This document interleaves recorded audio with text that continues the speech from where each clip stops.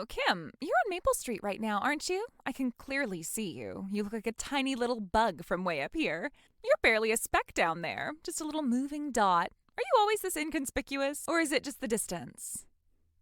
Where exactly are you seeing me from, Valerie? Are you watching me specifically?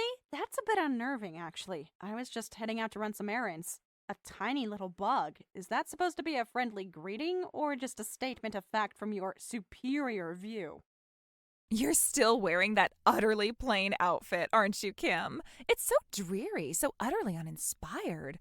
Honestly, walking through an exclusive neighborhood like this, we have standards here, high standards. It's about maintaining the prestige for everyone's benefit, really. My benefit, mostly.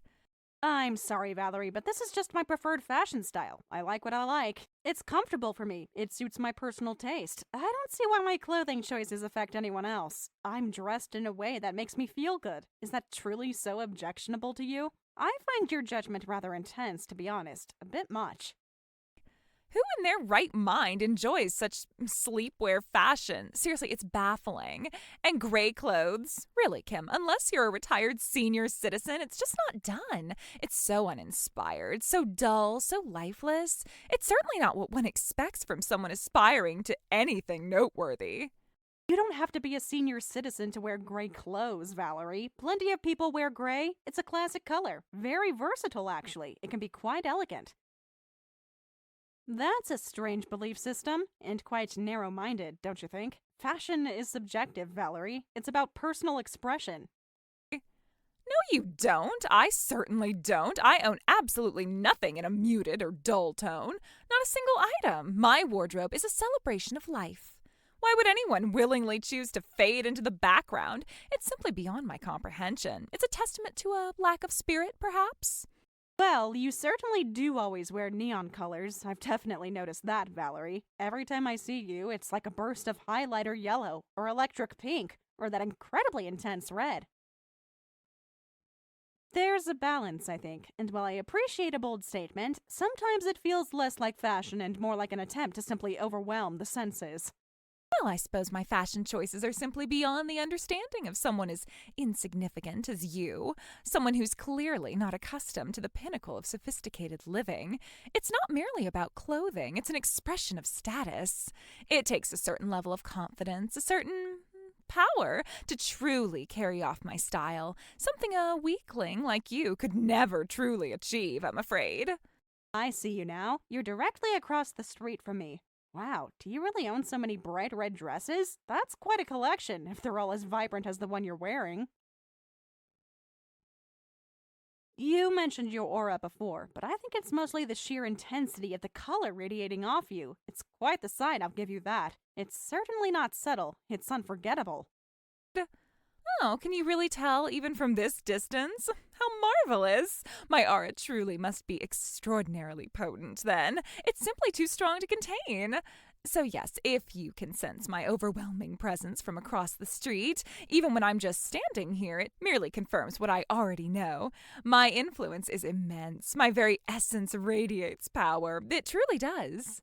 Valerie, I think it's less your aura and more just the incredible brightness of the red dress you're wearing. It's really, really red. And honestly, you're not that far away. We're on the same block, just separated by the street. It's probably visible from a satellite, actually. It's certainly not something you could possibly miss, even if you tried. It's quite a statement, to say the least. Oh, that's quite beside the point, Kim. More importantly, were you aware that I reside in an exclusive high rise apartment? It's quite magnificent, truly. The views are absolutely unparalleled. And of the elevated life I now lead, it's not just an apartment, you see. It's a statement. A very loud, very clear statement. A statement of my success. Oh, yes, I knew that. It's fairly well known around town, actually. People talk a lot, especially about new residents in prominent buildings, and those who make their residences known. So, yes, I was aware. It's common knowledge. Right, well, of course you did. That's entirely understandable. After all, I am unequivocally your aspiration, aren't I? Your ultimate benchmark. My life achievements, my entire being serves as a beacon. It's the standard, the pinnacle, and I am quite content to be that inspiration, that distant, glittering goal for you and others like you. It's a responsibility I shoulder with grace, naturally. An honor, really. No, that's not really accurate, Valerie. I mean, no offense, but that's not how I see you at all. I have my own aspirations, my own goals, and they don't involve being anyone's idol. I don't think you're quite hitting the mark on my personal feelings. I'm not yearning for anything you have. I'm building my own success on my own terms, and that's what matters to me. Well, it's quite apparent that you must feel a profound sense of envy, isn't it? Because if I'm not mistaken, you come from quite a financially disadvantaged background, don't you? So, yes, it's only logical that you would look upon my life of luxury and ease, with a certain degree of wistfulness, perhaps even a touch of sadness for your own lot. Who told you that, Valerie? That's quite a personal and frankly intrusive piece of information to be discussing. And frankly, it's not entirely accurate. My upbringing was challenging, yes, but financially disadvantaged is a very specific and judgmental term. So please tell me, where did you hear such a thing? I'm genuinely interested in the source of this revelation. I need to know. Oh, it was Brenda from the Hair Oasis Salon who mentioned it. She seemed to be quite sympathetic, actually. She said Kim had a particularly difficult start in life because her family was rather impoverished. People talk, especially about newcomers to the area, and particularly when their background is, shall we say, a bit more humble than the norm. It just comes up. So because of that, you must be incredibly envious when you encounter someone as truly successful as myself, mustn't you? It's understandable, of course. I'm simply light years ahead, residing in a sphere of existence that is many, many times grander and more opulent than anything you could possibly imagine. I don't really care about where you live, Valerie. Your constant need to boast about your supposed wealth and superiority is actually quite tiring. It means absolutely nothing to me. My happiness isn't tied to the square footage of my living space. So, you can live 100 times higher than me for all I care. It has zero impact on my personal satisfaction or my life goals. I'm perfectly content with my own life. Oh, and by the way, I just noticed that you were looking at the community bulletin board a moment ago, weren't you? That's such a pedestrian habit. Honestly, it positively screams of financial hardship. People like me move in circles where pertinent news is just delivered.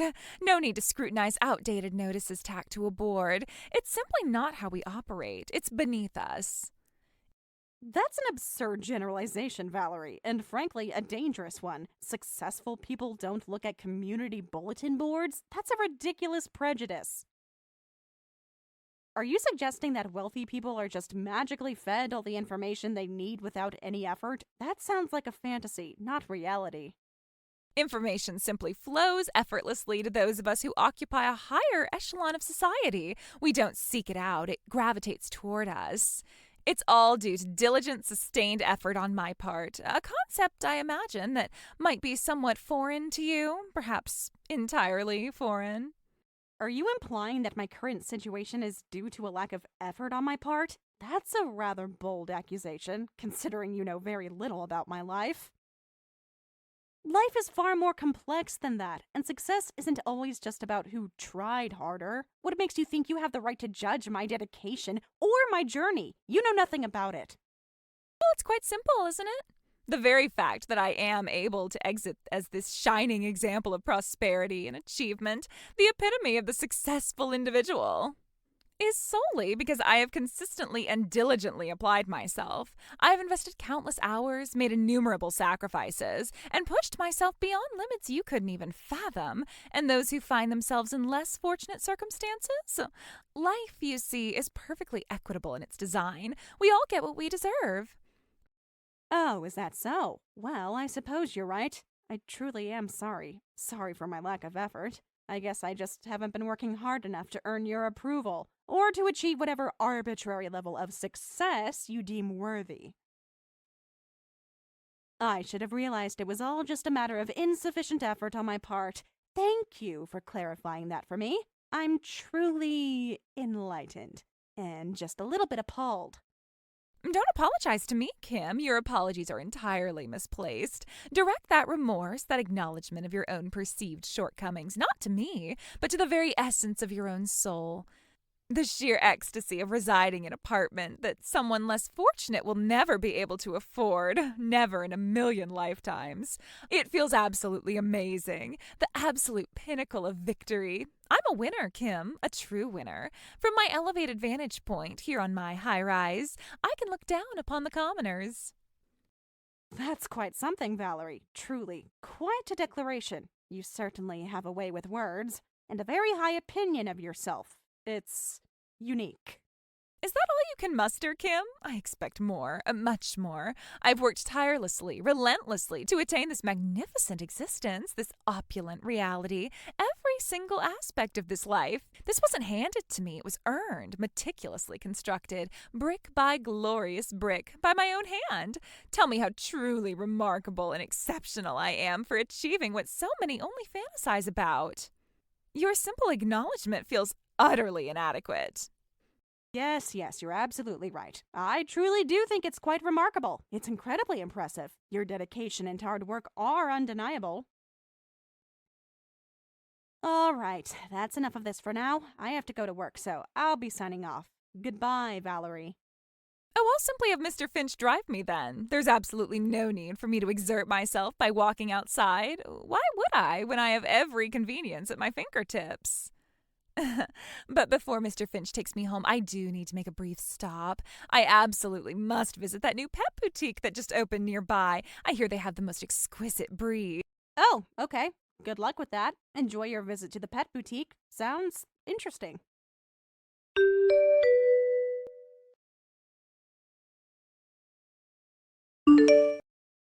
Kim, I never said your family was struggling financially, and I certainly never said it was finished. What I said was that you had a tough childhood. My words were twisted far too much, Kim. Valerie completely misrepresented what I told her. I don't actually think Valerie believes I said that either. She just uses information for her own purposes. Anyway, why did your story even come up with her? I'm curious. Brenda, it simply came up because I moved to this town. This is my hometown, as you know, but Valerie is a bit older than us and didn't know me before.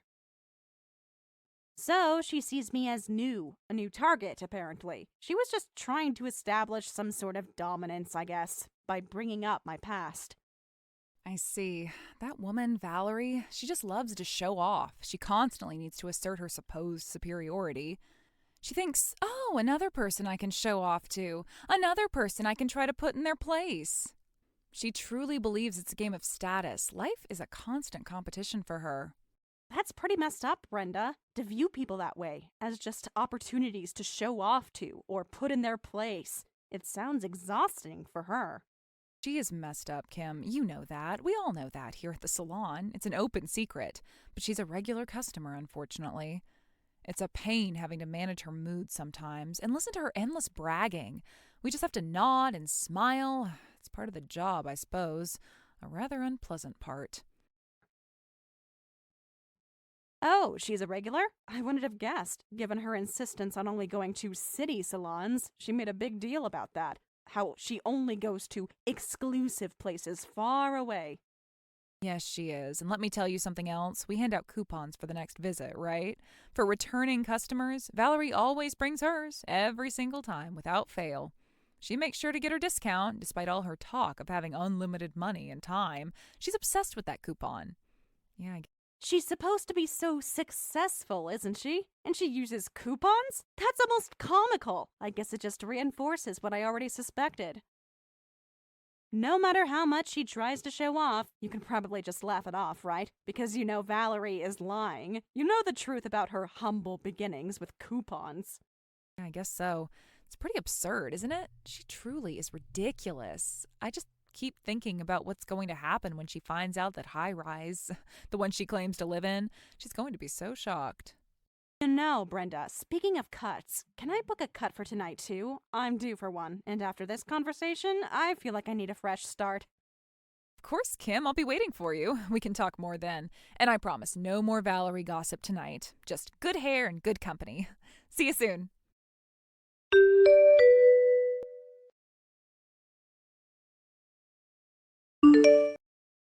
Oh, Kim, you're the one I just passed, aren't you? On Elm Street? You look like you had shorter hair. Your hair seemed different. Oh, yes, that was me. I had my hair cut yesterday. Did you get a budget salon cut or something? Like one of those really cheap, quick places? It looked quite odd, honestly. The wind is just very strong today, so it was a bit messy, I agree. But I got a very satisfying style yesterday. You must have gone to a terribly low-class salon then. A place with no real standards. A true professional stylist considers the wind and humidity and all external factors. Clearly, your stylist lacks that foresight, that expertise. It's a hallmark of true talent, you see. Actually, it was the same salon you go to, Valerie, the Hair Oasis, the one Brenda works at. So, by your logic, Brenda must be a terribly low-class stylist. What are you talking about, Kim? I have my regular salon in the city. My exclusive private stylist. I go there every single time. Oh, you go all the way to the city every time, Valerie? You do that every single time? That's quite a commitment. Of course, it's the only way to ensure true quality. Why wouldn't I? I have money and time after all, unlimited amounts practically. There's no way I'd ever go to some cheap local salon. Absolutely not. The thought is laughable. But I heard you're a regular there, Valerie, at the Hair Oasis, and that you always bring a coupon every single time you visit, Brenda told me. Coupon? What's a coupon? What are you even talking about, Kim? Is that some kind of character's name or a new brand of children's toy? You don't know what a coupon is, Valerie? Really? It's a voucher or a ticket, probably something that gives you a discount or makes the price cheaper. I have absolutely no interest in making things cheaper, Kim. It's a concept that simply doesn't apply to my life. I don't concern myself with discounts. I just pay the full price, always. I see. Well, they can be quite useful, coupons. For most people, anyway. Saves a bit of money here and there, but never mind that. Anyway, about something else. Are you following my social media, Valerie? You mentioned it before. What? No, I'm not. Why would I be following your social media? What possible interest could that hold for me? Well, you should follow me then. It might be quite beneficial for you. I'm also active as a successful influencer, you see. A pet boutique owner. Really, a successful influencer, you say? Well, I don't particularly need to understand. I already have a very clear grasp of what success is, through my own life and my own influence. But go ahead, send me the URL, just out of mild curiosity. I'll send you my URL, so follow me. Over 240,000, actually. It's a considerable number, isn't it? Over 240 people are looking at my posts, seeking inspiration, admiring my lifestyle. You should learn from my posts too, Kim.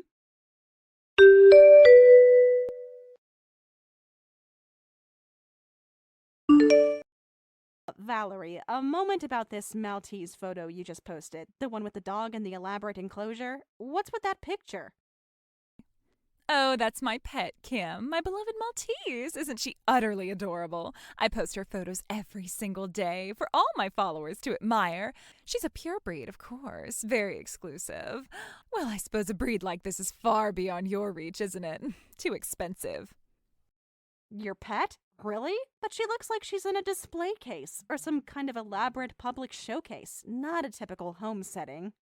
We have special display enclosures like this in our home, Kim. It's quite common among successful people. Each truly established household has one if they have a rare breed. What's a display enclosure doghouse? I've never heard of such a thing for a home. Excuse me, Valerie, but I have to ask. Isn't that exact Maltese the dog that's currently at the new pet boutique in town? The one that just opened on Elm Street? The one with the large window display. She looks identical. What? What are you talking about? That's absurd. Actually, Valerie, I'm the owner of that pet boutique, Positively Precious, and this specific Maltese is currently one of the dogs we have for sale. We just posted her picture online yesterday, in fact. It's quite inconvenient to have her presented as if she's your own pet, and to have her likeness used without permission. Wait, what? You're the owner of that new pet boutique? How? When? Yes, that's right. That's my business. I manage and own Positively Precious. It's a dream I've had for years. I returned to my hometown specifically to open and manage a pet boutique. And frankly, Valerie, I'd really prefer you didn't use our puppies like this, presenting them as your own on social media. It's a disservice to my business and to the animals.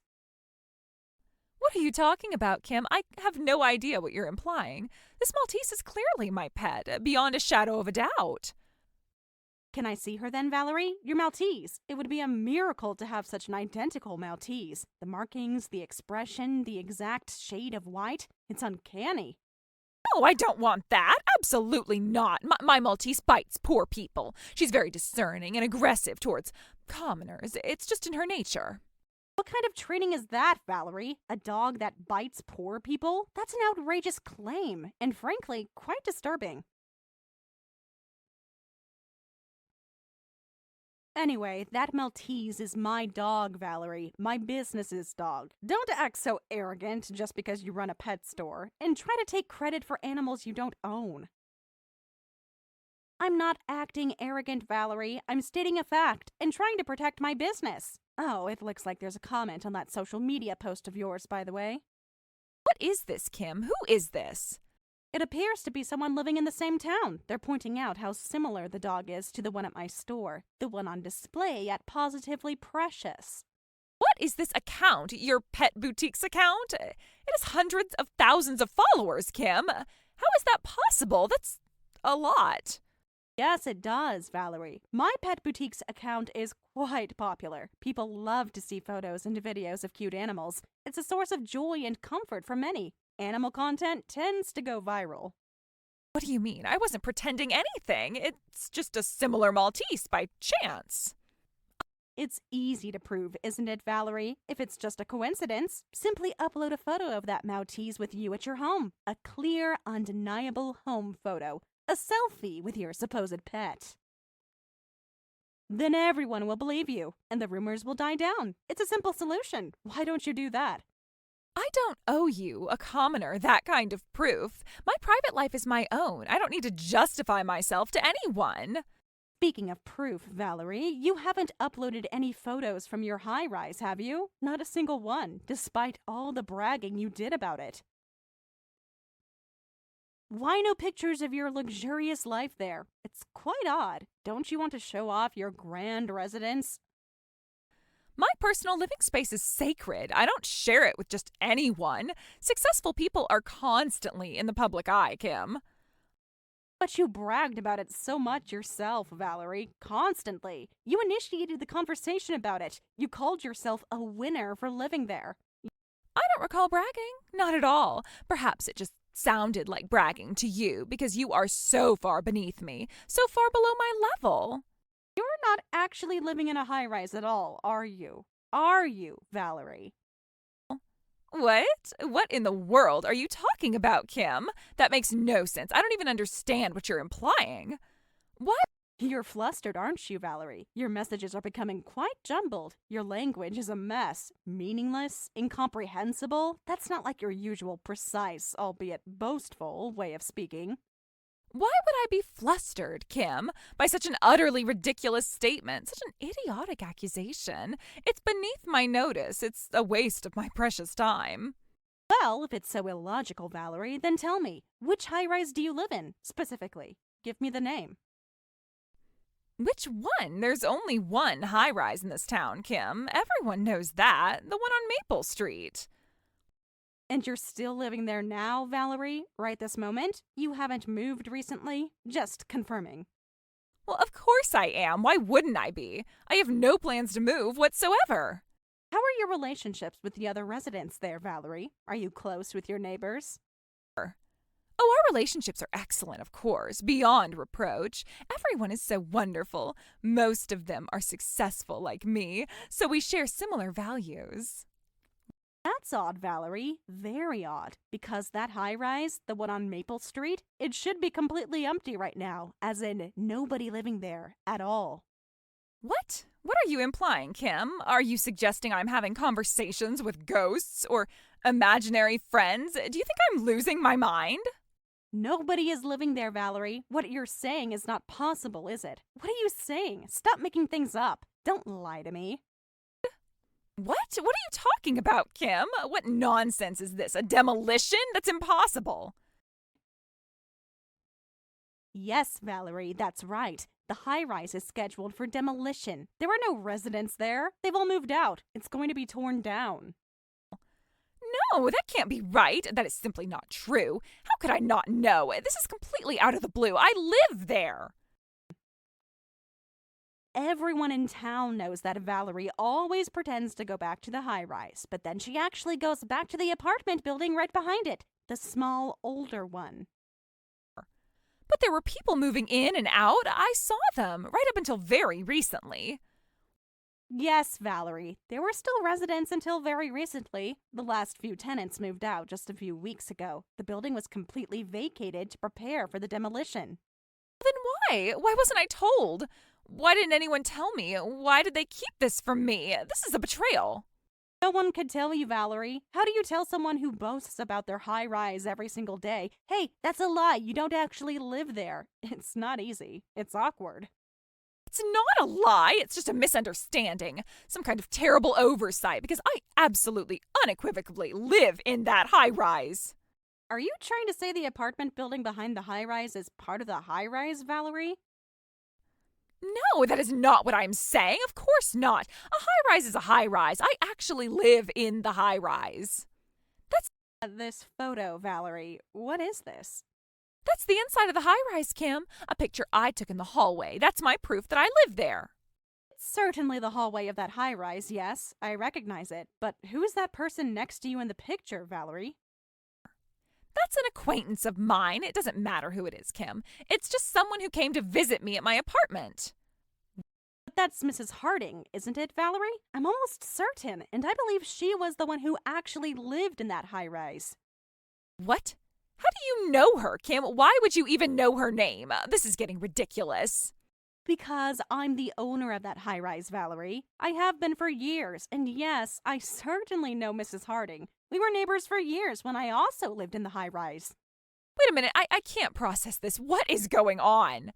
All right, Valerie, I'll make it simple for you. I am the owner of that high rise. For many years, I lived there myself. Mrs. Harding was my neighbor. She lived next door to me.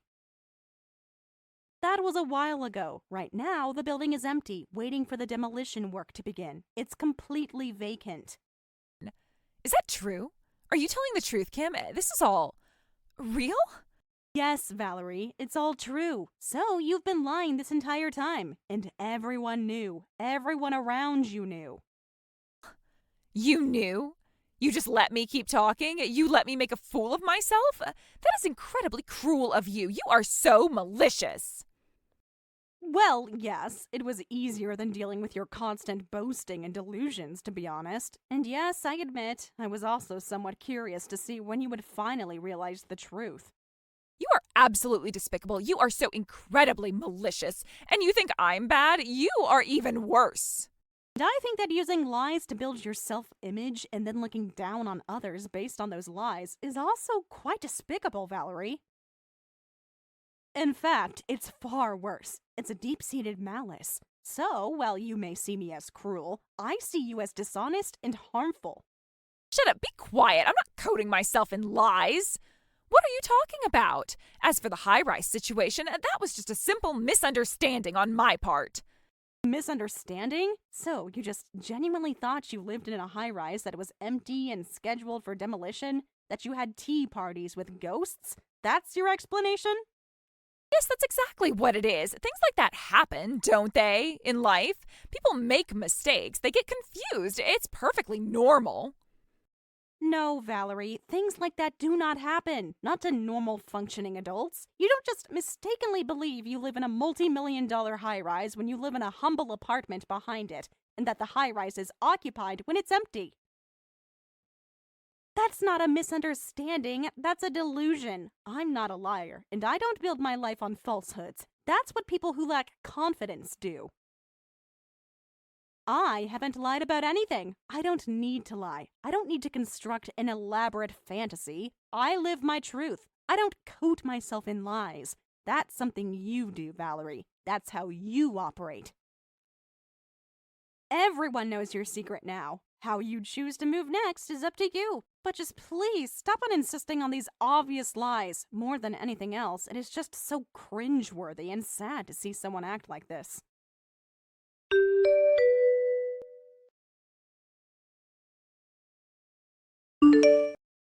Hey, Kim, have you heard? Valerie apparently left town.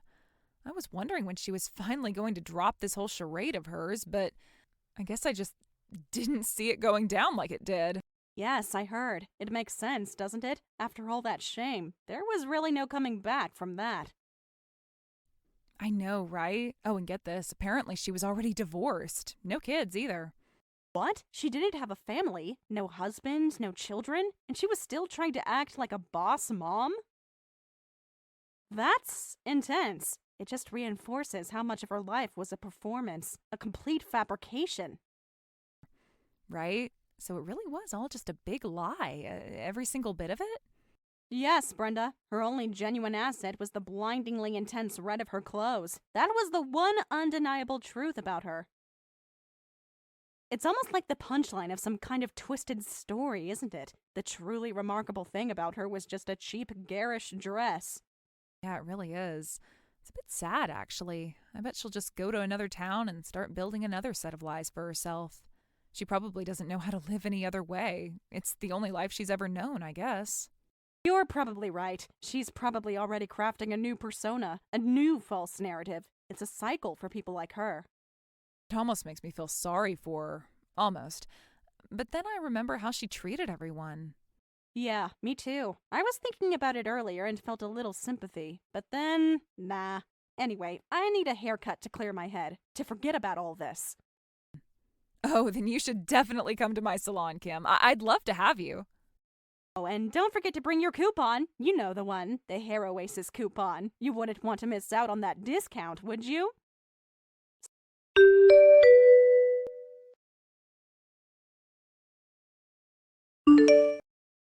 So, the word around town is that Valerie left, and yes, it makes sense. After all that public humiliation, what else could she do? I heard she created a new social media account and began to completely reinvent herself. This time, she claimed to be a highly educated, high-income career woman. But, as expected, her fabricated life quickly unraveled. The cracks started to show almost immediately. She shut down that account just as quickly as she started it. Now, no one really knows where she is or what she's doing. Given the sheer willpower she showed in trying to make herself seem impressive, you might think she could have achieved some form of genuine success. But her personality was just too difficult, too unpleasant. So, I doubt it. After she left, the local moms breathed a collective sigh of relief. They were finally free from the exhausting charade of humoring her endless lies. It turned out several of them had already known she didn't have children, despite her boss mom act. She really was like a local monster, constantly lurking, constantly trying to assert herself with falsehoods. As for me, I'm focused on running my pet boutique. That specific Maltese is still at the shop. Every time I see her, I can't help but think of Valerie. And Brenda's salon, the Hair Oasis, is still thriving, although she did mention that losing Valerie meant losing a significant regular customer. A small price to pay for sanity, I think. Thank you for watching! If you liked this video, please give it a thumbs up and don't forget to subscribe to see more content like this.